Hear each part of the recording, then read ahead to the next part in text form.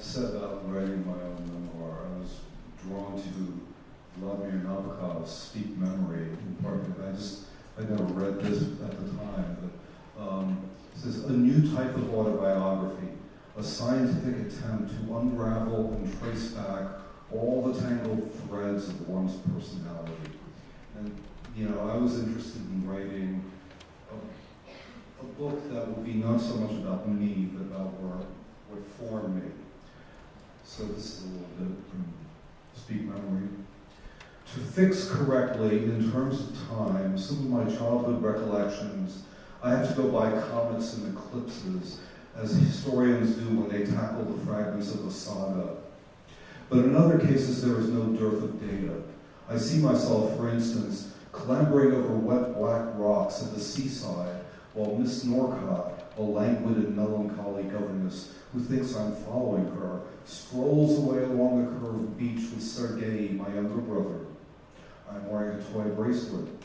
As I crawl over those rocks, I keep repeating in a kind of zestful, copious, and deeply gratifying incantation the English word childhood, which sounds mysterious and new and becomes stranger and stranger as it gets mixed up in my small, overstocked, hectic mind with Robin Hood and Little Red Riding Hood and the brown hoods of old hunchback fairies. There are dimples in the rocks, full of tepid seawater, and my magic muttering accompanies certain spells I am weaving over the tiny sapphire pools. The place is, of course, Abbazia on the Adriatic, the thing around my wrist looking like a fancy napkin ring made of semi-translucent pale green and pink celluloidish stuff is the fruit of a Christmas tree, which Anya, a pretty cousin, my coeval, gave me in St. Petersburg a few months before.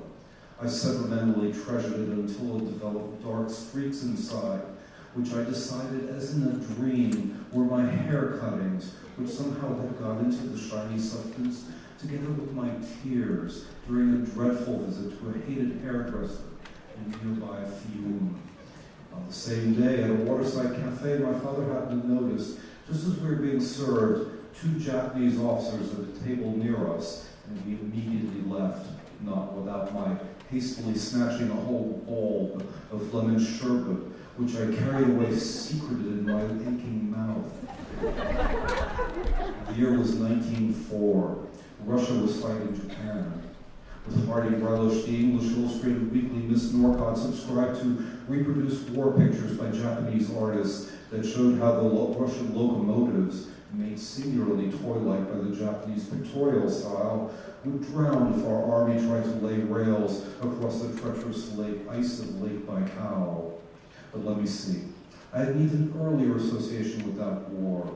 One afternoon at the beginning of the same year, in our St. Petersburg house, I was led down from the nursery into my father's study to say how do you do to a friend of the family, General Kuropatkin.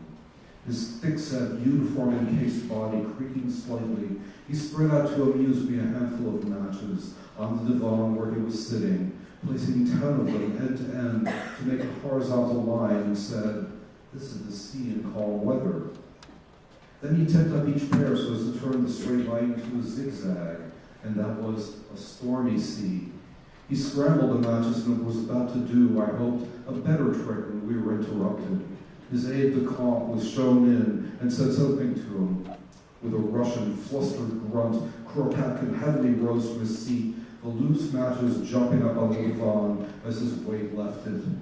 That day, he had been ordered to assume supreme command of the Russian army in the Far East.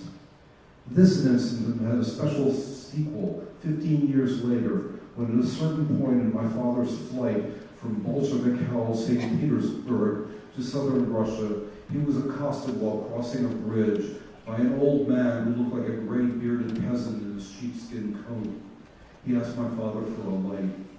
The next moment, each recognized the other.